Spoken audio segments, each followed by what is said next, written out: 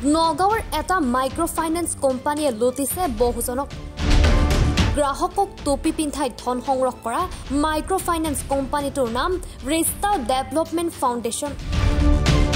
নগাঁও চহৰৰ লাওখোৱা ৰোডত অৱস্থিত এই ভুৱা বিত্তীয় প্ৰতিষ্ঠানটো জানিব পৰা মতে এই ভুৱা বিত্তীয় প্ৰতিষ্ঠানটোৰ মূল কাৰ্যালয় কলকাতাত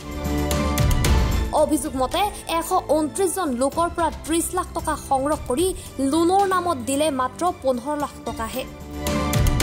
সোমবাৰে সন্ধিয়া প্ৰতাৰণাৰ সন্মুখীন হোৱা গ্ৰাহকসকল খঙত অগ্নিশৰ্মা হৈ ৰিষ্টা ডেভেলপমেণ্ট ফাউণ্ডেশ্যনৰ নামত ভুৱা প্ৰতিষ্ঠানটিৰ কাৰ্যালয়ৰ আচবাব ভাঙি লণ্ডভণ্ড কৰে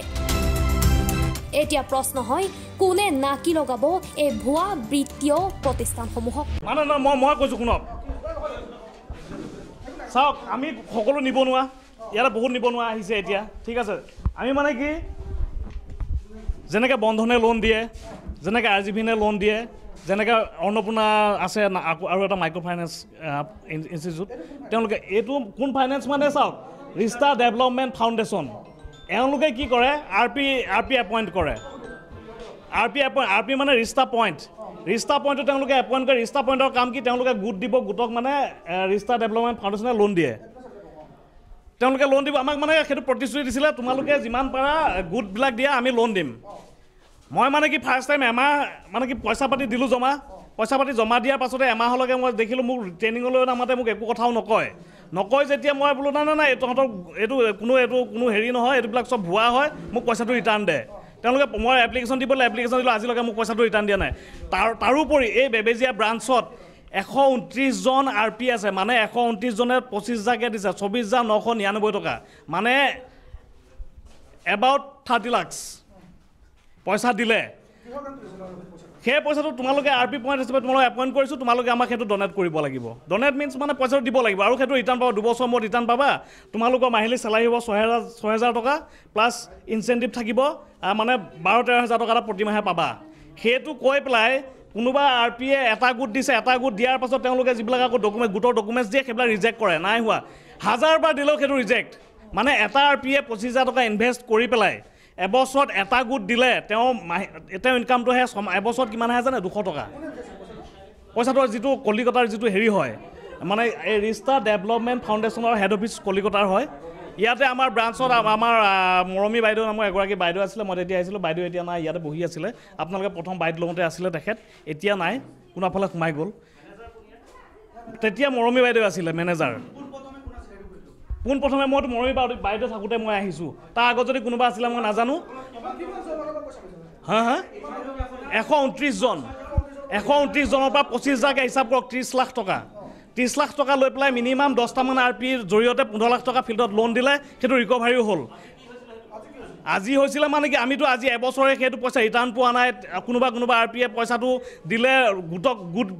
গোটৰ ডকুমেণ্ট ছাবমিট কৰে লোনটো ৰিজেক্ট হয়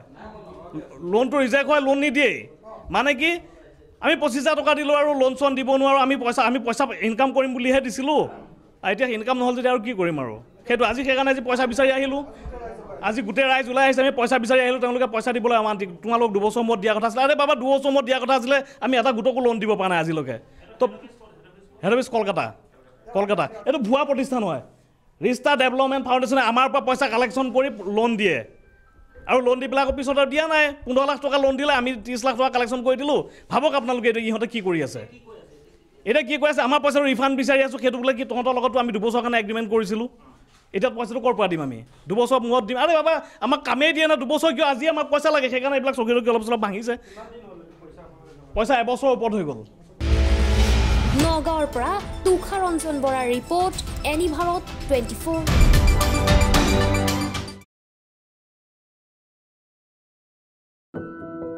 এনি ভাৰত 24ৰ প্ৰথম প্ৰয়াস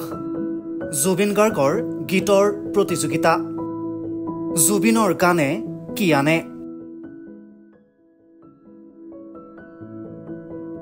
অডিশ্যনৰ বাবে যোগাযোগ কৰক 8638661821 আৰু 8812831556 নম্বৰত এনি ভাৰত 24 উদ্যোগত এটা নতুন সংগীতৰ প্ৰতিযোগিতা আয়োজন কৰা হৈছে য'ত মোৰ গানৰ প্ৰতিযোগিতা হ'ব আপোনালোকে তাত প্ৰতিযোগী হিচাপে আহিবলৈ পাৰিব আৰু মোৰ ফালৰ পৰা আন্তৰিক শুভকামনা জনাইছোঁ